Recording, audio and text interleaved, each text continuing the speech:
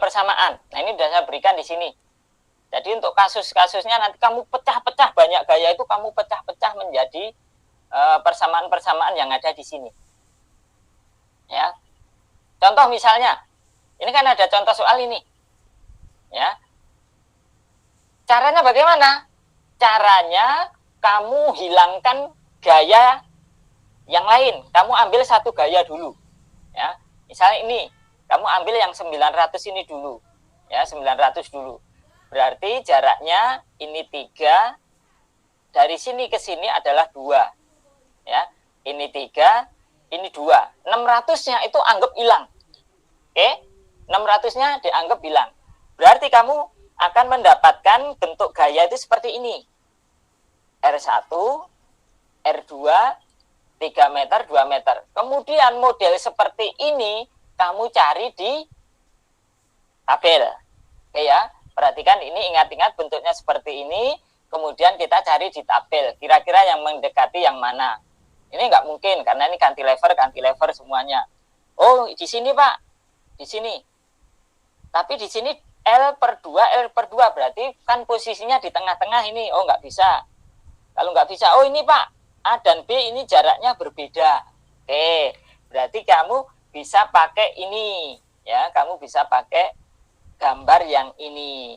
Tadi kan ini 3 meter, di sini 2 meter. Kan gitu toh? 3 meter di sebelah kiri, 2 meter di sebelah kanan. P-nya 900. Dah. Kamu pakai yang mana rumusnya? Lihat di sini ketentuannya. X-nya kalau kurang dari A, pakai rumus yang ini. Kalau X-nya kurang dari L, pakai rumus yang ini. Untuk mendapatkan lendutannya ya. Oke. Ini untuk lendutan maksimumnya ya. Untuk lendutan maksimum. Di tengah tapi tidak maksimum. Nah, bisa saja kamu nanti pakai yang ini juga bisa. Oke. Kalau ini untuk yang maksimum ya. Yang maksimum. Berarti kamu amati nanti di kolom yang ini, ya, kolom yang ini dan kolom yang ini, ya, kolom yang ini. Kenapa ini ada persamaan lendutan, ada lendutan maksimum? Ini lendutan maksimum ini digunakan kalau kita pengen mencari bentuk seperti lendutan maksimum di mana Pak? Oh di sini, sudah, kamu pakai ini, nggak usah pakai ini, ya. Kalau pakai ini berarti kamu membutuhkan perjalanan yang agak panjang gitu loh. Ya. Oke, kita perkecil. Berarti sudah ketemu ya. Kita akan menggunakan yang persamaan nomor 7, gambar nomor 7. Makanya di sini dihitung akhirnya. Ini PX bagi 12. Kemudian dikalikan 3/4 L kuadrat X, atau ini langsung saja dirumus jadinya. Ini kan belum jadi ya. Ingat-ingat, coba diingat-ingat. Ini ya. Jadi pakai yang ini karena A-nya lebih besar daripada B. Ingat, tadi A-nya itu yang sebelah kiri itu kan 3 meter, yang sebelah kanan 2 meter. Berarti A-nya lebih besar dari B, berarti 3 lebih besar dari 2, maka kita bisa pakai yang ini. Sehingga apa? Sehingga kita bisa dapatkan nilainya adalah ini. PX per 48, 3L kuadrat dikurangi 4X kuadrat. Nah ini ya, berarti P-nya 900, X-nya adalah 2, bagi 48, kemudian kalikan 3 kali 5, 5 itu berarti panjang semuanya, 3L kuadrat dikurangi dengan 4B-nya, ini kan yang 2 ini kan B, ya. Rumus yang ini bisa kamu rubah sendiri. Tapi dirubahnya bukan dirubah ngawur ya. Ini, ya, misalnya ini kan sudah ada B-nya ya, sudah ada B-nya. B-nya kan ada 2 ya tadi, 2. Berarti kamu tinggal masukkan B-nya ini 2, ini 2, ini 2, ini 2. Tadi kan PX ya, PX kan. Kalau kamu lihat di sini kan PX ini.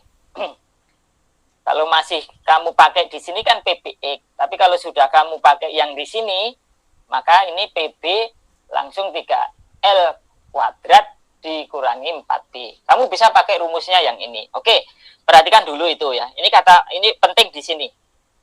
Nah, kenapa untuk yang di sini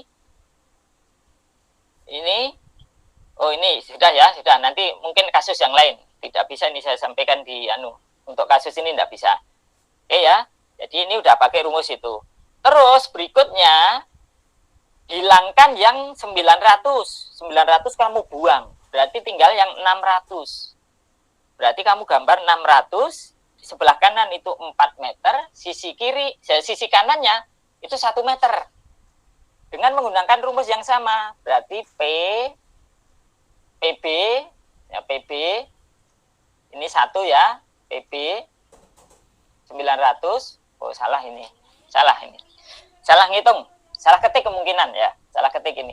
Ini harusnya 600 dikalikan 1 karena ini B-nya 1 dibagi 48 dikalikan 3L kuadrat. 3L-nya adalah 4 tambah 1, panjang bentangan 5 meter dikuadratkan. Ini L kuadrat dikurangi 4B kuadrat. Ya, 4B kuadratnya berapa? B-nya ini adalah 1. Kalau di sini tadi kan B-nya 2. Ini pakai 2. Nah, sudah? Kalau sudah, baru kamu jumlahkan ini. Berapa simpangan yang terjadi? Kamu tambahkan simpangan yang ini dengan yang ini dijumlahkan. Maka itu yang disebut sebagai simpangan maksimum.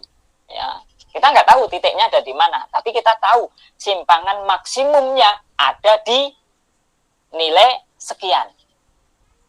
Oke, gitu ya.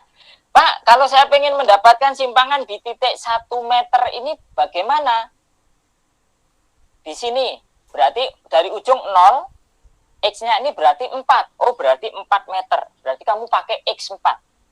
Kalau seperti itu, berarti kamu menggunakan persamaan ini, itu pakai kolom yang ini. Kolom yang ini. Ya. Perhatikan, ini ada 2 ketentuan. Kalau X-nya kurang dari A, X-nya kurang dari A, maka kamu pakai persamaan yang atas ini. PBX bagi 6L dan sekian-sekian. Tapi kalau misalnya A-nya itu berada di antara X dan L, ya, maka kamu pakai persamaan yang ini. Maksudnya bagaimana, Pak? Maksudnya begini. Contoh ini. X-nya kurang dari A. A-nya ini katakan ini 3 meter. Kalau kamu mencari lendutan itu di sini, ya, di sini, maka kamu pakai persamaan yang ini. X-nya kurang dari A. Berarti ini. Pak, pengen di sini berapa, Pak? Di tengah-tengah ini. Berarti masukkan X-nya itu berapa? Tempel saja di sini. Plek di sini berapa? Oke? Maka kamu dapatkan nilainya. Tetapi dapatkan nilainya itu harus kamu lihat jumlah gayanya itu berapa. Kalau di sini gayanya banyak, berarti kamu bikin persamaan ini menjadi banyak juga. Ya, banyak juga. Kalau ini kebetulan nih hanya grafik, hanya gambar, tabel, maka ini 1 saja. Kalau misalnya kamu mencari X-nya itu di sini, ya, di sebelah kanan beban, berarti X-nya itu lebih besar dari A, tetapi kurang dari L. Maka kamu pakai rumusnya ini. Masukkan B-nya berapa, X-nya berapa itu. Kayak kasus ini misalnya. Nah, kasus ini saya ambil misalnya, saya pengen mendapatkan di sini. Beban di sini. Berarti kan X-nya itu kurang dari A. X-nya kurang dari A. Ya, X-nya kurang dari A. Berarti gayanya ada 900 dan 600. Itu kamu masukkan semuanya ke sini. Ya. Saya perbesar di sini. Berarti PB, katakan misalnya 2 meter ya. Kita lihat sebentar. Ini kan 3 meter ini. Ini 3 meter kan? Kita pengen mencari yang 2 meter. Berarti kan di sini. Oke, ingat 2 meter. Maka kita bisa dapatkan persamaannya begini. P dikalikan B, B-nya beban yang 900, sebelah kanan 2. Berarti P kali B, B-nya 2, X-nya yang dicari adalah 2, bagi 6L, L-nya adalah 5, berarti 6 kali 5, dikalikan L kuadrat berarti 5 kuadrat, dikurangi X kuadratnya adalah 2, kemudian B-nya 2, berarti habis loh, maka tinggal kita dapatkan ini. Ya, 1. Ya, itu baru 1. Kemudian baru kita ngitung beban yang disebabkan oleh beban yang kedua, yang 600 tadi. Maka PB-nya 1, X-nya 2, dibagi dengan 6L, kali L kuadratnya 5, dikurangi X kuadratnya 2, B-nya 1. Gitu ya, caranya gitu. Sehingga kamu jumlahkan saja, maka itu adalah lendutan yang terjadi di titik tertentu. Tapi kalau mencari lendutan maksimum, kamu langsung pakai persamaan ini saja. Ya, di tengah tapi tidak maksimum. Ya, ini kamu bisa pakai ini langsung. Ya, caranya seperti itu. Bisa dibilang lebih mudah. Ya, ini latihan soalnya. Oke, kita latihan soal sebentar ini ya. Tak kasih clue-nya saja. Tak kasih clue-nya saja. Ini beban merata. Perhatikan, ini beban merata, rapat di sisi kiri. Di sisi kanan masih sisa. Oke, pegang dulu itu. Kemudian baru kamu cari yang gambar sesuai yang mana kira-kira. Yang mana kira-kira beban merata. Kita cari yang ditumpu kanan dan kiri.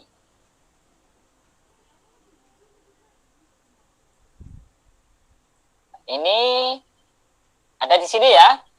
Nah, ini ditumpu kanan dan kiri.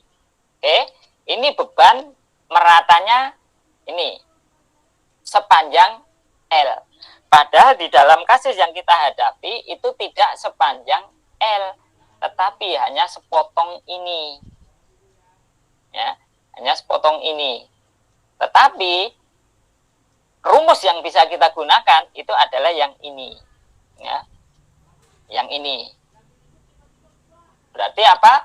Berarti antara titik tumpuannya adalah tetap L. Nanti membedakan nilai X-nya saja ya, nilai X-nya saja. Maka kita bisa dapatkan, kalau untuk lendutan maksimumnya, kamu bisa langsung pakai rumus ini saja. Ya, untuk lendutan maksimumnya. Tapi kalau misalnya untuk mencari lendutan yang tidak maksimum, maka kamu nanti bisa pakai rumusnya yang ini saja. Ya, ini. Oke. Tapi kan ada 2 buah gaya. Yang satu adalah yang di sini. 400. 400 kalau kamu lihat, ini kamu hilangkan ya. Ini kamu hilangkan. Atau coret-coret biar kamu punya gambaran lebih jelas ya.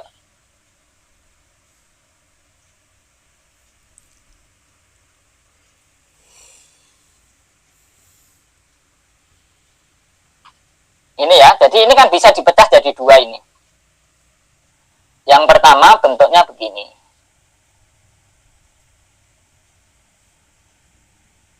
Nah, yang pertama begini. Yang kedua, kamu punya gaya begini.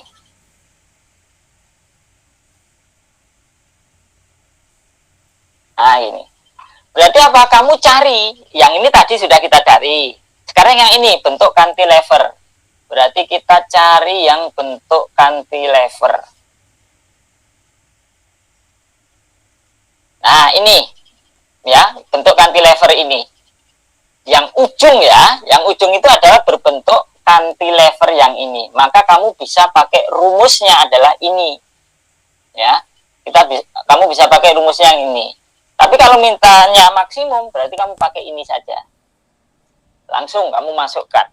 Misalnya saya di dalam soal hanya bunyinya gini, tentukan lendutan maksimum pada balok tersebut. Maka kamu pakai rumusnya yang kolom kanan semua, ya, pakai yang kolom kanan semua. Tapi kalau misalnya carilah lendutan di titik X sama dengan sekian meter, maka kamu pakai kolom yang sebelah kiri ini, ya, sebelah kiri ini. Kalau ini untuk menentukan sudut lendutannya, ya. Kalau ini persamaan momennya. Jadi ini persamaan momen, persamaan sudut lendutan, persamaan lendutan di titik tertentu, dan persamaan lendutan maksimum. Nah, ini ya, sudah. Berarti ini kamu bisa pakai ini, sorry, bukan yang atas, tapi yang ini. Nah, ini. Kamu langsung pasang saja rumusnya, ya. Sebagai contoh soal saya tunjukkan. Sebentar, saya sepertinya pernah ujian pakai soal seperti ini.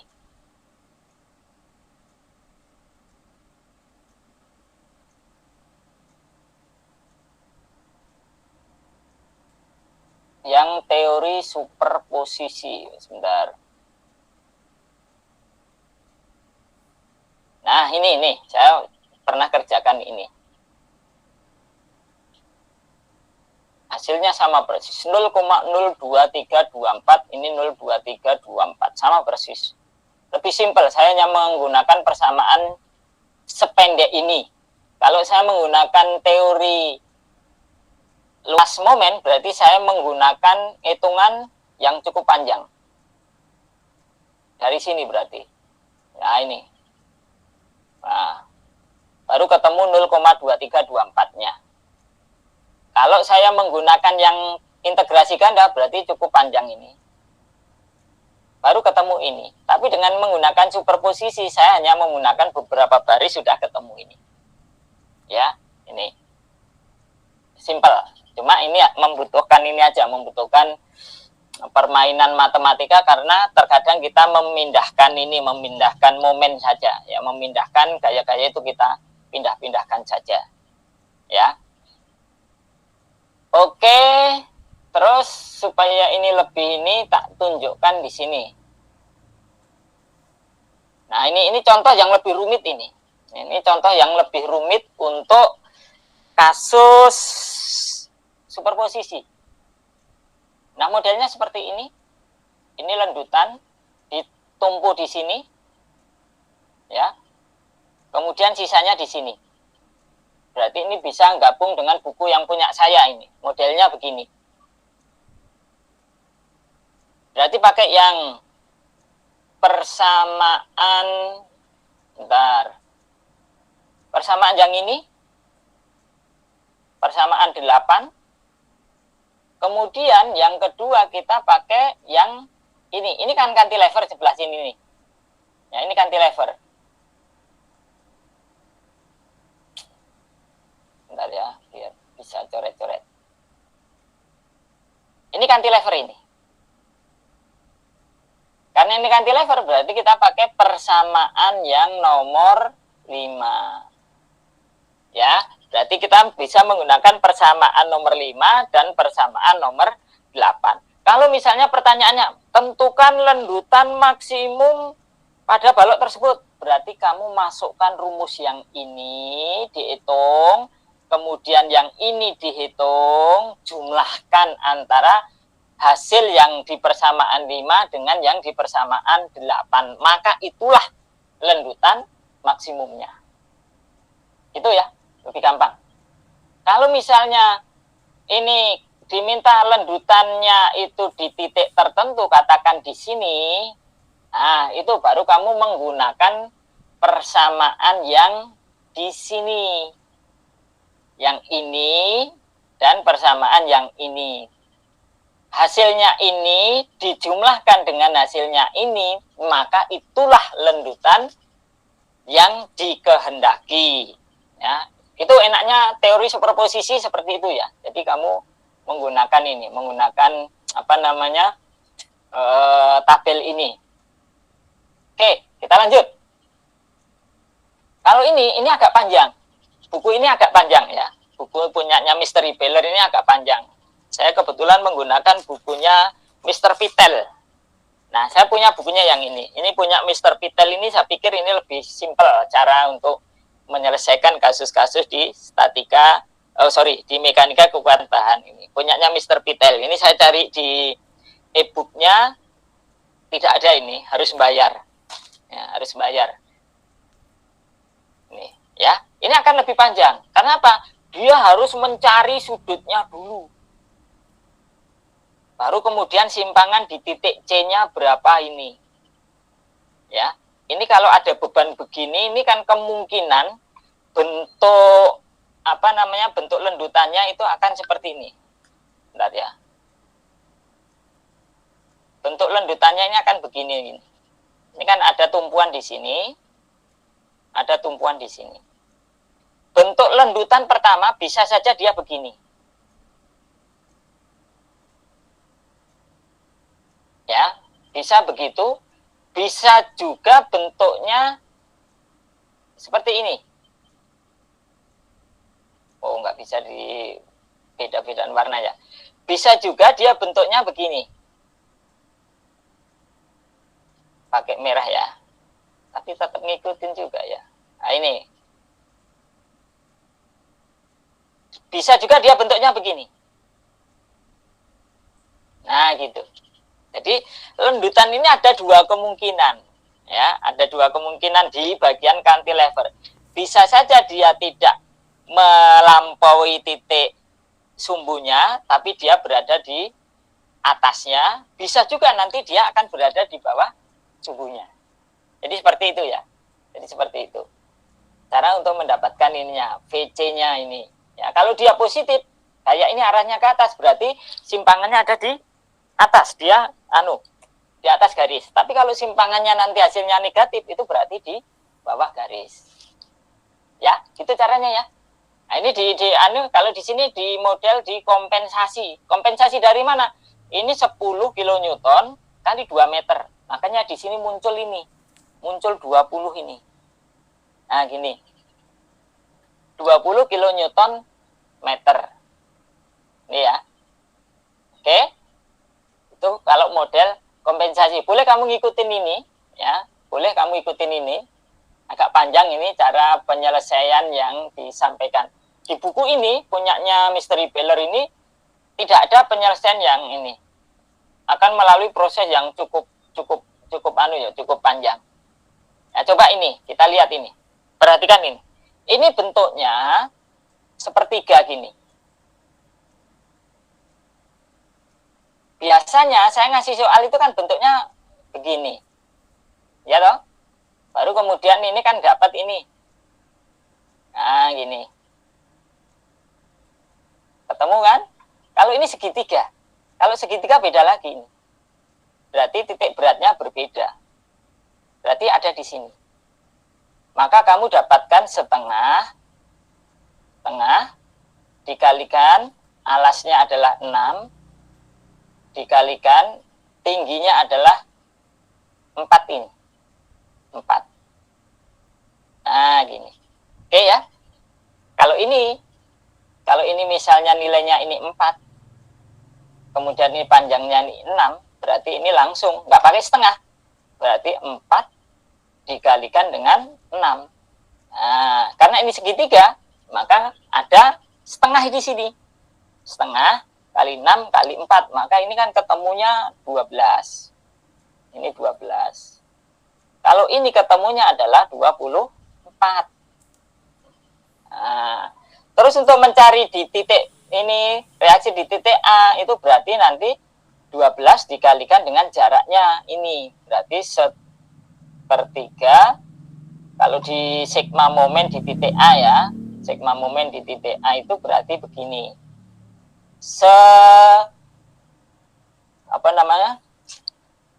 Bukan ini ya, bukan setengah alat kali tinggi.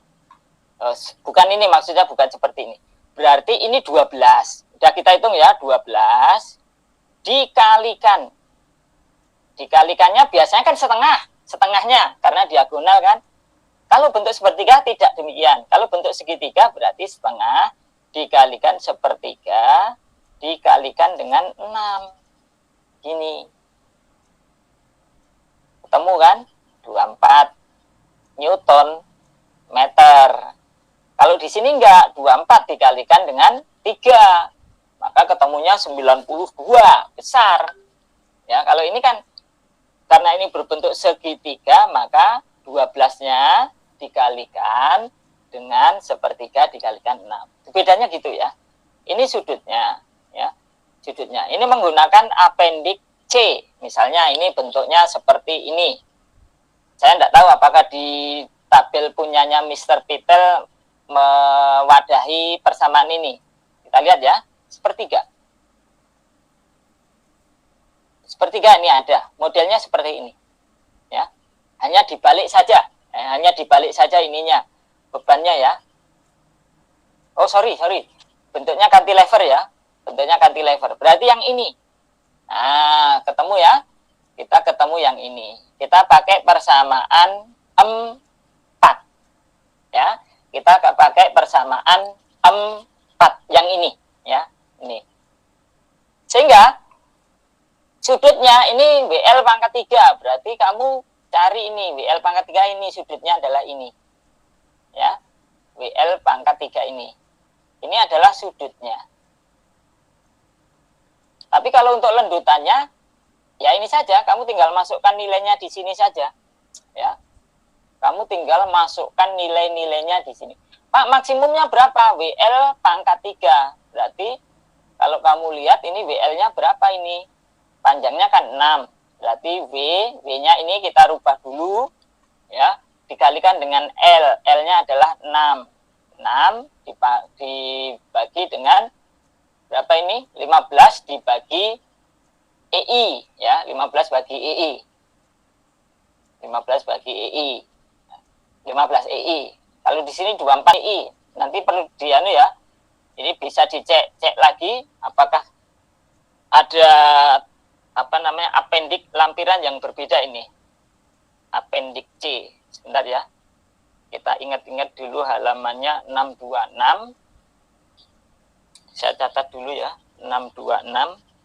Supaya kita nanti lihat apendiknya untuk memastikan itu. 626. Kita lihat ke apendik di lampiran C. Ini ya. Kita copy aja.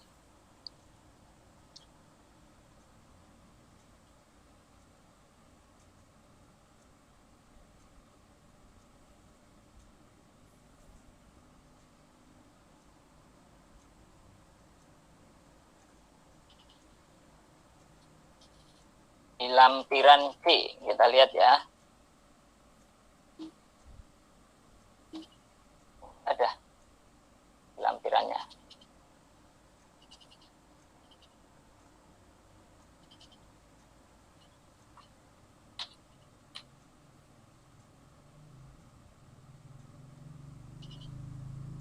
Kita close saja. Di C ya. Apendik C.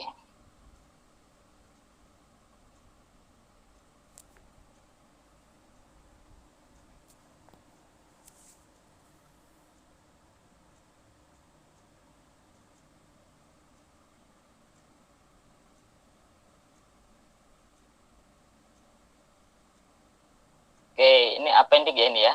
Ini apendik B. Apendik B.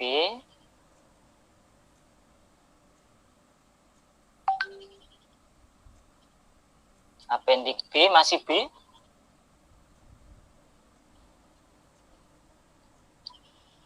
Ah, ini nih. Apendik C ini ya. Tadi yang berbentuk cantilever, bebannya berupa beban segitiga. Yang ini, oh iya, ya, udah. Berarti beda ya, beda dengan yang di buku ini ya. Harusnya sama. Ini 15 EI, WL pangkat 13 15 EI. WL ini pangkat 4. Oh iya, ya. Sorry. Ini WL pangkat W L pangkat 4 dibagi 30 EI. Ingat-ingat ya. Terus kalau di diktat punya saya ini W L pangkat 3 bagi 15 EI. Udah ketemu ya. Kelihatannya sama, ini apa, kelihatannya berbeda, tapi sebenarnya sama. Karena ini menggunakan W-nya W huruf besar. Menggunakan W huruf besar, berarti itu gaya. Kalau yang di buku ini menggunakan huruf W kecil. Ya, berarti kita cari dulu gaya reaksinya. Ya, bedanya cuma di situ, tidak ada masalah. Ya, oke, kita kembali lagi. Halaman 626.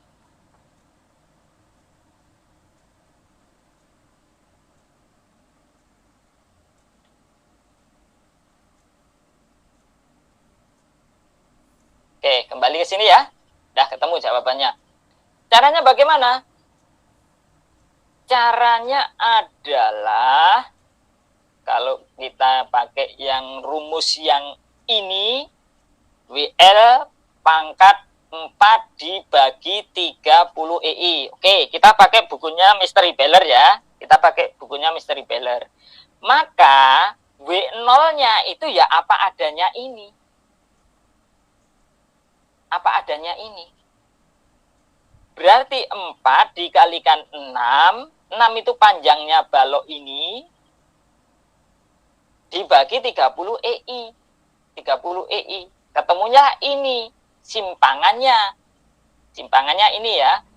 Oke, pegang dulu itu. Ya, pegang dulu itu. Kemudian berikutnya, kalau pengen mendapatkan simpangan di titik C, berarti VB yang ini ditambah dengan sudut B dibagi dengan LB. Itu sebenarnya kayak kemarin dulu. Ya wes, biar kamu nggak ini ya, nggak lupa ya. Itu kan sebenarnya gini, kalau di gambar itu bentuknya seperti ini. Ini loh, yang sudut yang ini kan sudutnya ini. Berarti panjang VC ini, panjang VC ini itu sama dengan 2 dikalikan dengan ini.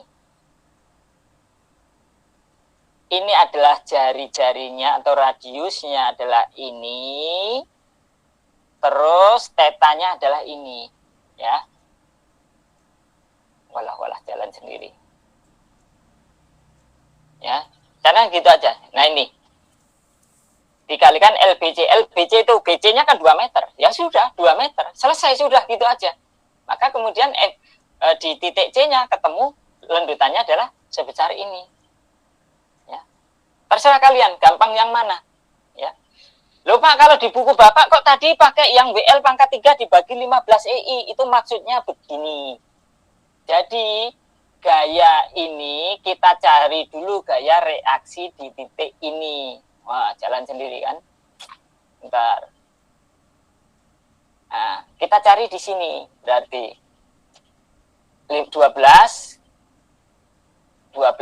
atau gini, ini boleh. Kalau mau tidak langsung seperti ini. Jadi, setengah, alasnya adalah 6, sama sebenarnya. Tingginya adalah 4, dikalikan dengan 1/3, dikalikan dengan 6. Nah, gini. Ini bisa coret, ini 3. Ini coret, habis kan? Habis. Berarti tinggal 24 Newton. Maka ini reaksi di titik A, ya. Kalau kamu pakai yang punya buku saya, berarti kamu tidak menggunakan angka 4 tapi menggunakan 24. Berarti besarnya lendutan di titik B itu sama dengan 24, ya, 24 dikalikan dengan L-nya adalah 6 pangkat 3 dibagi dengan 15. Nah, bagi 15 begini. Ya. Nih. Kalau di buku ini kan WL gini ya. 4. Kemudian di ini W0 dikalikan 6 pangkat 4 dibagi 30 EI. Kalau yang pakai buku saya nanti kamu dapatkan hasilnya begini. 24 kali 6 pangkat 3 dibagi dengan 15. Maka itu simpangan di titik B. Berarti kamu harus mendapatkan dulu gaya reaksi di titik B. Gitu ya. Oke, gampang ini, gampang. Kemudian ini kalau pakai pegas ini agak panjang ya. Berarti kita harus mendapatkan nilai K. K itu berarti apa? Pakai fisika. F itu sama dengan K dikalikan dengan X. Maka nanti ketemu F-nya ya. Ketemu F-nya sama dengan konstanta pegas dikalikan dengan simpangannya. Maka nanti akan ketemu berapa besaran gayanya. Nah ini kan P-nya berarti gaya di apa istilahnya di pegasnya, kemudian dikalikan dengan simpangannya. Ya nanti bisa bisa dipelajari. Ini ada contoh-contoh soal yang bisa kamu kerjakan. Buat latihan bisa. Saya nanti juga ngambil soalnya dari sekitaran ini, ya, sekitaran lembaran-lembaran soal seperti ini. Jadi kalau kamu semakin rajin mengerjakan soal, ya berarti akan semakin mudah untuk menyelesaikan itu. Terus ini model apa ini? Kita diminta untuk menentukan defleksi. Oh ya, ini 3 dimensi ya. 3 dimensi bisa saja itu nanti kamu rubah saja bisa ini. Ini kan posisinya kalau di sini memiliki jarak L/2. Berarti ini akan menjadi dia akan menjadi model cantilever. Bebannya tunggal. Maka kamu cari nanti dari grafik di sini. Nah, yang ini berarti rumus yang kamu pakai adalah yang ini. Ya. Nih, karena ini dijepit di sini, kemudian di sini ada gaya, seperti itu. Tapi kalau nanti dimintanya adalah lendutan di sini, beda lagi. Ya, kalau yang diminta nanti adalah lendutan di sini, beda lagi. Ya, karena apa? Ini ada puntiran di sini. Nah, ada puntiran di sini. Berarti harus dicari. Di sini ada momen. Berarti P dikalikan dengan L/2 atau setengah PL. Berarti di sini adalah setengah PL. Artinya itu sudah momen. Kalau sudah momen berarti kamu bisa pakai persamaan ini. Ini kan momen ini. Ya, ini momen. Ya, kamu bisa pakai ini. Persamaannya ya. Ini momen ini nih, tuh. Ini momen. Bukan gaya. Ya. Bukan gaya. Kalau gaya nanti bisa seperti ini, bisa seperti ini. Tapi kalau ini momen, maka kamu pakainya ini. Ya, kebetulan ini momen. Kalau misalnya ditanyakan nanti di sepanjang ini, berarti ini harus kompensasi dulu ini. Ya, P ini harus kamu kompensasi ke sini. Muternya nanti ke sini jadinya. Nah, gini. Berarti ini besarnya adalah setengah P dikalikan dengan L. Nah, kalau sudah seperti itu, sudah bisa kamu selesaikan. Ya, jadi kamu bisa pindah-pindahkan gitu ya, maksud saya. Nah, seperti ini juga sama, berarti ditumpu di 2 titik ya. Kemudian kita diminta untuk menentukan defleksi di titik G. Defleksi di titik G di sini. Ya, berarti bisa saja kalau kita melihatnya dari sini nanti menjadi bentuk ini sama. Di tengah-tengah toh, di tengah-tengah. Berarti kamu langsung ke sini, ditumpu di tengah-tengah. Oh, rumus yang kamu pakai itu ini. Selesai. Ya, terserah kamu. Akan merasakan lebih mudah yang mana, apakah yang integrasi ganda kah, atau yang metode teori momen luas kah, atau yang superposisi kah. Pilihan-pilihan itu begitu banyak ya.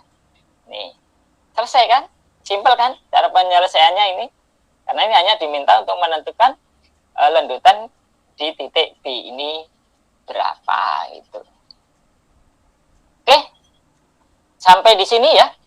Sampai di sini yang berkaitan dengan teori superposisi. Minggu depan kita akan masuk ke pembahasan tentang kolom ya. Sebentar ya, saya lihat dulu sebentar.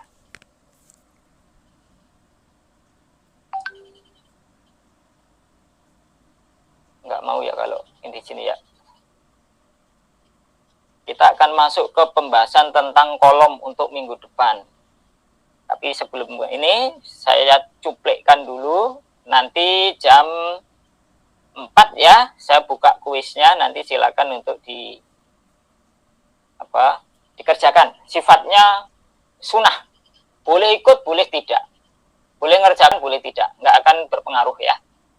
Kalau ngerjakan berarti punya kesempatan untuk memperbaiki nilai atau untuk kesempatan tidak ikut puasnya. Tapi kalau misalnya tidak mengerjakan ya nggak apa-apa, nggak ada masalah itu. Tentang kolom, bentar ya. Buku ini kayaknya nggak ada kolom ini. Descent of beam of shaft, energy method. Oh ini ada 661.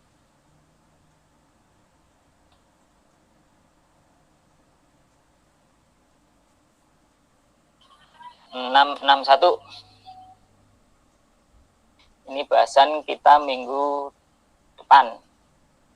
Nanti ada 2 soal dari sini. Dari pembahasan kolom ini nanti biasanya saya memberikan 2 soal.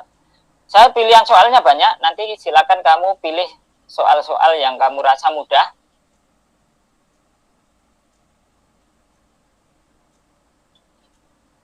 Nah ini modelnya gini ya.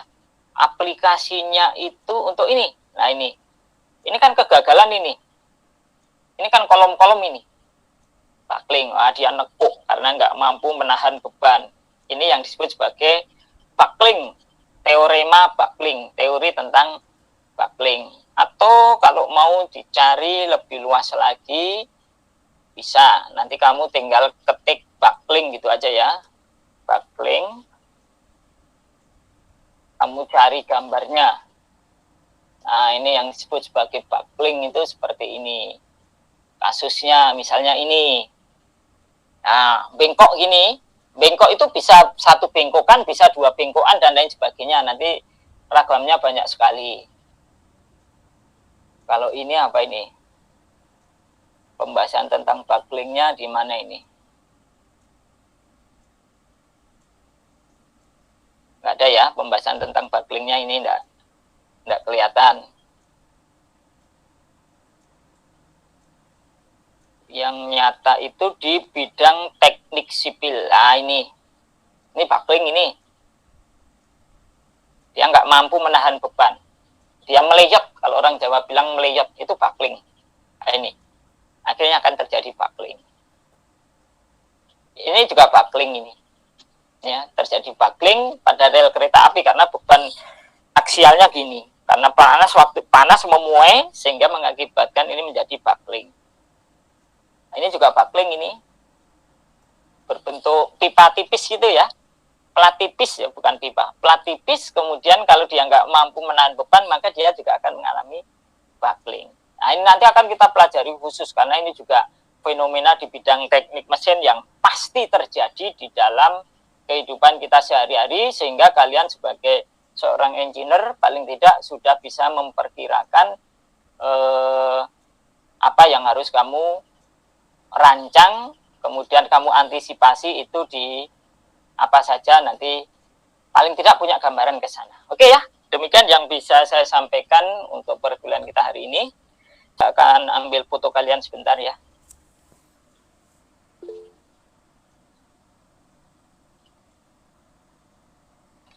1, 2, 3. Ada yang nggak